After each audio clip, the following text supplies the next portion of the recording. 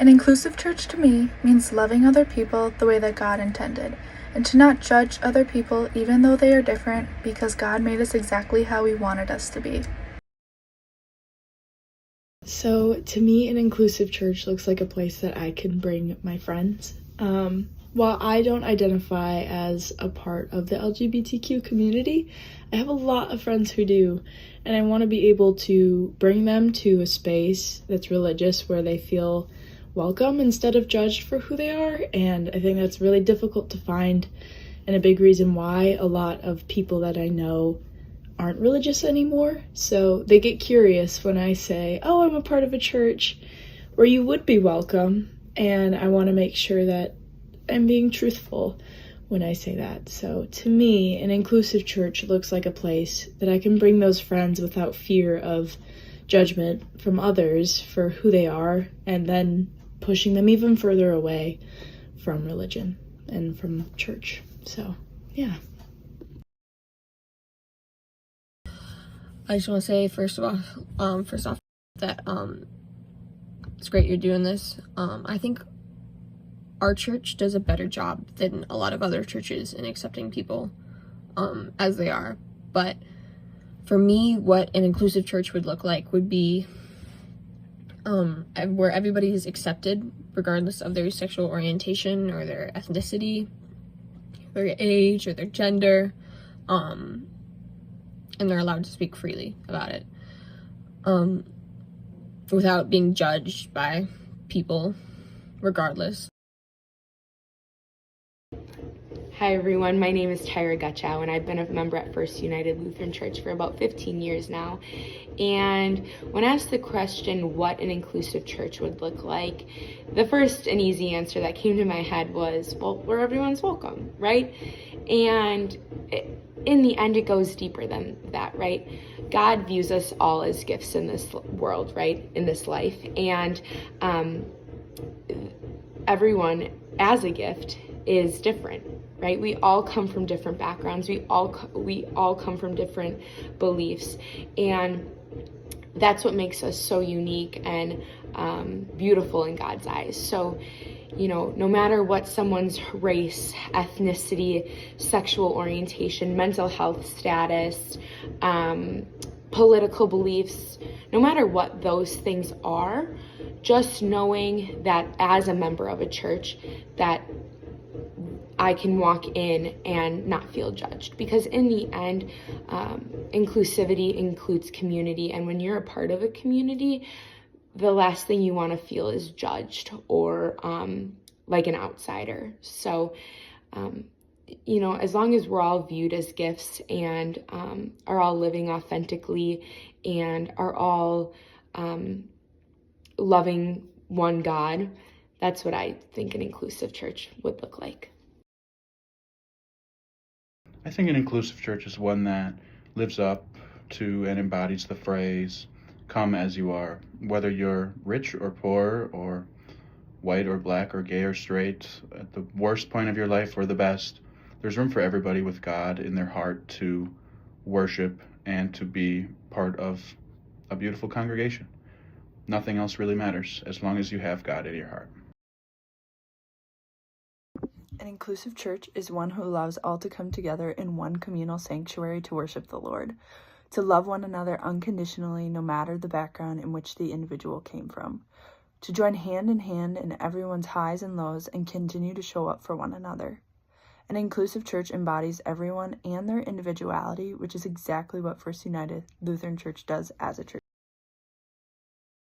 Hi, my name is Brian Seymour. I am 25 years old, and although, believe me, I am very, very far from being perfect, and I have a ton to learn and digest about the Bible and my faith journey, I am a very strong believer in Jesus Christ. And if you are hearing this, I want you to know that you are part of an amazing church who's got great leaders and a lot of resources around you to help you through your faith journey. I'm also very, very happy to hear although in my head, First United Lutheran has always been an inclusive church, that now they're taking strides to push that out so that everybody knows that and everybody feels welcomed as part of their community. What a lot of us do is we look at somebody's sin and we place it up here and we put ours down here and we say, well, at least I'm not doing that. You know, I do some things, but it's not that bad. God looks at it like this. So never place your sin above or below somebody else's, no matter what you're told. Being an inclusive church is very, very important because this problem has been for hundreds and hundreds of years and it's still happening today. An example I want to share with you, I won't go into specifics, but a friend of mine, I was talking with her about God, and she believes in God and she really wanted to grow her faith, but the problem for her is that she's gay, and that's not the problem itself, but that she was actually kicked out of her church at 15 years old for being gay and was told never to come back unless she changes her sexuality. That's not an inclusive church.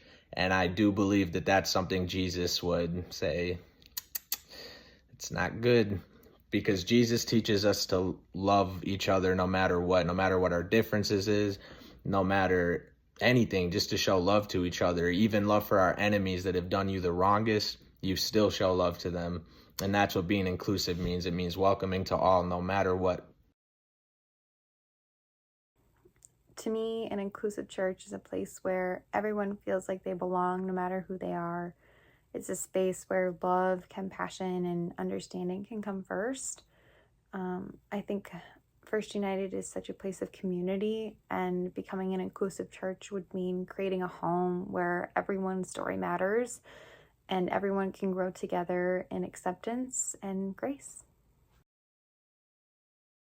Inclusive church to me looks like a place where people, regardless of their identities, their background, their preferred way to express their beliefs, their lifestyle choices, are able to come together in a community where they are called to celebrate each other and celebrate their faith together in whatever ways they choose.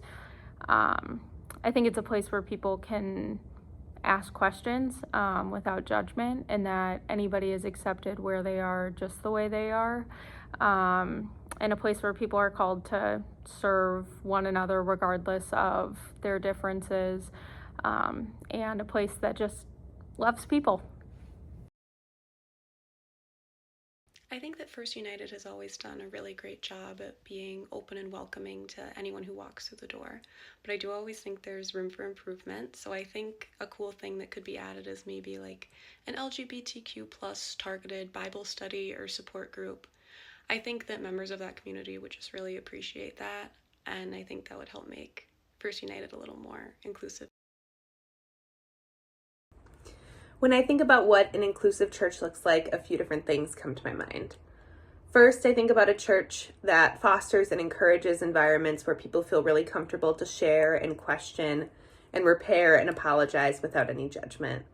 I think that an inclusive church requires a focus on trust building within the congregation as a whole. That might be done through the creation of small groups to get to know and learn from one another in a more authentic way.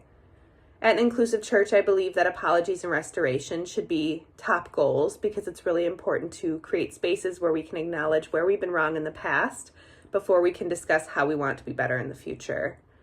More than just apologies, we need to have discussions about reparative steps forward. The voices of those who have been marginalized should be elevated, and then people with decision-making power in the church need to be present and engaged in those conversations as well, so that action can take place moving forward. I believe inclusive churches prioritize messages and speakers that seek the input and the lived experience of people from different backgrounds, so that we're able to learn from and apply God's word to situations that might seem outside of our own bubble. I think through that, however, we'd actually come to realize how much we all have in common than we think. Finally, I think that inclusive churches make a more concerted effort to provide outreach to newcomers in a welcoming but still really gentle way. Entering a new church, especially if you've come with past church trauma, can be really overwhelming. So that welcome should be really cognizant of that, but it should ultimately offer support and fellowship and connections so that the newcomer can plug into those things as they feel more comfortable, and then they can be in control of what they choose to engage with and when. When people ask, what is an inclusive church? The answer is simple but powerful. It's a church where everyone is truly welcome. an inclusive church isn't about putting limits on who belongs. It's about opening our doors and our hearts to everyone, no matter their race, gender, age, sexual orientation, abilities, or background. It's a community where differences aren't just accepted, they're celebrated. We recognize that every person brings something valuable to the table, and we're better because of it. Being inclusive means we listen to one another, learn from one another, and make space for everyone's story. It's about more than just welcoming people in. It's about creating a culture where everyone feels safe, seen, and valued. And it doesn't stop here. An inclusive church goes beyond its walls to care for the broader community, advocating for justice, equality, and love in action. So what is an inclusive church? It's not just a place, it's a promise to love, respect, and uplift every person just as they are. To me, an inclusive church welcomes and accepts all as who they are. An inclusive church doesn't judge a person based on their race, economic status, sexuality, and other identifiers. It is a place that people consider safe.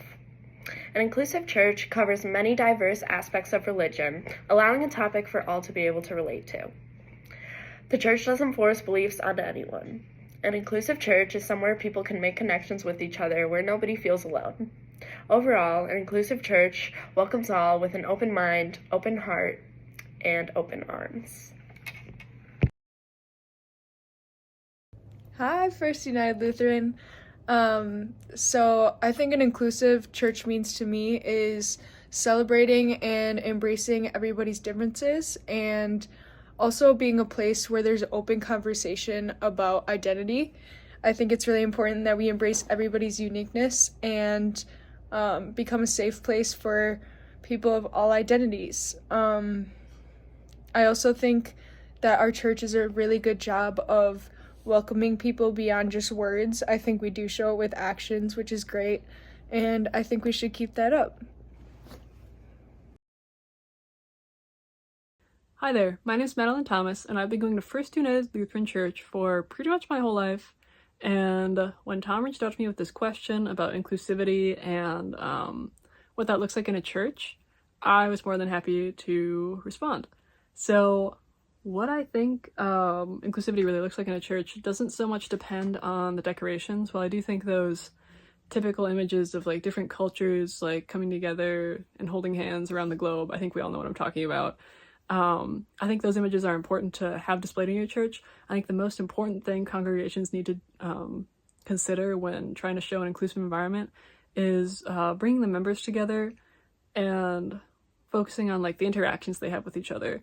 So what I'm talking about isn't necessarily like seeing someone and being like, oh my gosh, we don't know each other, but you should come to my house for dinner. Like, that's amazing, but a lot of people don't have the energy for that all the time. So what I'm talking about is more so like seeing someone across the church and like giving them a little wave, or like asking how they're doing, or just saying hi, introducing yourself. You don't have to have a long conversation with anyone, but those like universal signs of friendliness are what really helps build a church and really helps build its community and make it really inclusive to attract new members and keep those members going to the church and part of the congregation. So yeah, that's my opinion. Hi, I'm Tracy Sinellis, and I joined the RIC task force for a couple of reasons. The first was to learn more. The Lutheran church I was confirmed in taught me that God loves all of his children. Yet over the years, I've heard some say that the Bible condemns homosexuality. Being able to view the documentary 1946 was eye-opening. Could it be that a mistranslation of two Greek words that have no modern-day translation be the defining moment for some of God's children? The second reason I joined the task force is because I'm a proud mama bear. After our first was born, I experienced a new and different kind of love through his colic and all, and then God blessed us with twin daughters. I thought, oh boy, do I have enough love for 3 kids under 3? And the answer is, just like God, I unequivocally love all my children. I have to say, now that our kids are grown up, they're all very different. One is in finance, one is studying to become a scientist, and one is a designer. And yes, even our twins are different. One is a lefty, one is a righty, one is gay, one is straight. Does God really love one over the other? They both were baptized here at First United. They both were confirmed here, and they both served on 2 mission trips. Again, the God that I worship loves all of his children, regardless of their skin color, ethnicity, gender, or sexual orientation. And this proud Mama Bear prays for the day when all of God's children at First United will be welcomed with open arms and hearts.